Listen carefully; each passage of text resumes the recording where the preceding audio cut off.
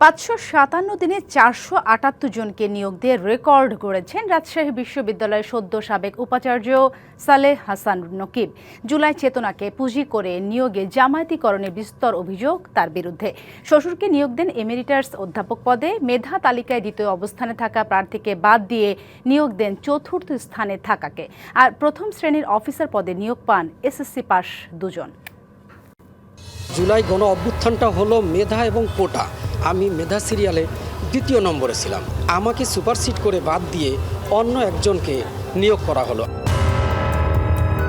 উর্দু বিভাগের শিক্ষক নিয়োগ পরীক্ষায় মেধা তালিকায় দ্বিতীয় হন ঢাকা বিশ্ববিদ্যালয়ের 2 বার স্বর্ণপদক পাওয়া প্রার্থী ডক্টর এ সালাম। ঢাকা বিশ্ববিদ্যালয় থেকে স্নাতক ও স্নাতকোত্তর পরীক্ষায় প্রথম শ্রেণীতে প্রথম স্থান অর্জন করা সালাম মেধা তালিকায় দ্বিতীয় অবস্থানে থাকলেও তার নিয়োগ হয়নি। নিয়োগ পান চতুর্থ স্থানে থাকা প্রার্থী। এই অনিয়ম দেখে ভাইবা বোর্ডের বিশেষজ্ঞ সদস্য ঢাবি অধ্যাপক মোহাম্মদ ইসরাফিল চূড়ান্ত ফলাফলে সই করেননি।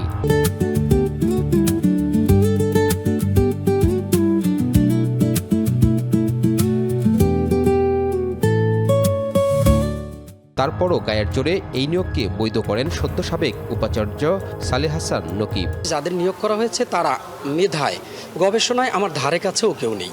শুধু এই একটি নিয়োগ জালিয়াতি নয়, সালেহ হাসান নকিবের উপাচার্য হিসেবে 557 দিনের দায়িত্ব পালনে তিনি নিয়োগ দেন অন্তত 478 জনকে।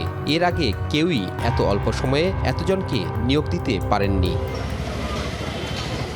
নিয়োগ বাণিজ্য নিয়ে আপত্তি জানিয়ে অনশন করছিলেন নাট্যকলার শিক্ষার্থী সাদেকুর। তবে প্রভাবশালী সেই উপাচার্যের দেয়া অবৈধ নিয়োগ বন্ধ করা সম্ভব হয়নি। নকিব প্রশাসনের শেষ কর্মদিবসে সিন্ডিকেট মিটিং, একই দিনে সিন্ডিকেট মিটিং এবং একই দিনে নিয়োগ দেয়া হয়। উপাচার্য হিসেবে নিয়োগ পাওয়ার 3 মাসের মধ্যে নিজের শ্বশুরকে ইমেরিটাস অধ্যাপক হিসেবে নিয়োগ দেন। আইসিটি সেন্টারে প্রথম শ্রেণীর অফিসার পদে উচ্চ মাধ্যমিক পাশ দুজনকে নিয়োগ দিয়েও সমালোচনা করান তিনি। ছাত্রনেতাদের দাবি, জুলাই চেতনাকে পুঁজি করে উপাচার্য হয়ে সালেহ হাসান নকিব নিয়োগ বাণিজ্য, দলীয়করণ, আত্মীয়করণে মন দেন। গুপ্ত থেকে তিনি রাজনৈতিক পরিচয়কে আত্মগোপন করে তিনি রাজশাহী বিশ্ববিদ্যালয়ে যে হারে নিয়োগের দুর্নীতি করেছে এবং দলীয়করণ করেছেন, বিশেষ করে জামাত শিবিরের ক্যাডারদেরকে। তিনি একটা অভিনব কায়দায় ঠিকই স্বজনপ্রীতি করলেন, নিয়োগ ইঞ্জিনিয়ারিংয়ের মতো একটা ব্যাপার নিয়ে আসলেন। কার পারপাস সার্ভ করলেন এবং কি কাদের উদ্দেশ্য বাস্তবায়ন করেছে সেটা অনেকটা পরিষ্কার শিক্ষার্থীদের কাছে। শিক্ষকদের দাবি, বারবার বলার পরও উপাচার্য নকিবের নিয়োগ কার্যক্রম ঠেকাতে পারেননি তারা। এটা কিন্তু আমরা শিক্ষক হিসেবে আমরা কিন্তু তাকে অনেকবার বলে আসছি এবং উনি কর্ণপাত করেন। কী কারণে নিয়োগ দিয়েছেন এখন পত্রপত্রিকা সহকারে বিভিন্নভাবে বিশ্লেষণ হচ্ছে। তবে রাকসুর জিএসের দাবি, নিয়োগে আত্মীয়করণের জন্য বেশি দায়ী উপাচার্য মাইনউদ্দিন। রানিং ভিসি জানেন না, তাহলে কার ইখতিয়ারে নিয়োগ হচ্ছে?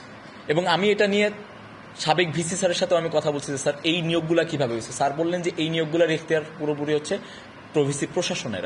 এসব বিষয়ে জানতে চাইলে সাবেক উপাচার্য দাবি করেন, নিয়োগে কোনো অনিয়ম হয়নি, কোনো দুর্নীতি সুপারিশকে প্রশ্রয় দেওয়া হয়নি। আমার পক্ষ থেকে আমি নিয়মের বাইরে একটি কাজ করিনি, কোথাও কোনো দুর্নীতিকে প্রশ্রয় দিইনি, কোনো তদবির এবং কোনো ধরনের সুপারিশকে আমি প্রশ্রয় দিইনি। বর্তমান উপাচার্য বলছেন, অভ্যুত্থানের পর প্রতিটি নিয়োগ স্বচ্ছতার ভিত্তিতে চাইলেও হয়েছে তার উল্টো। অনেক ক্ষেত্রেই নিয়োগ মেধার ভিত্তিতে হয়নি। ডেফিনেটলি এই জিনিসগুলো অনেককেই বঞ্চিত করেছে, আঘাত দিয়েছে।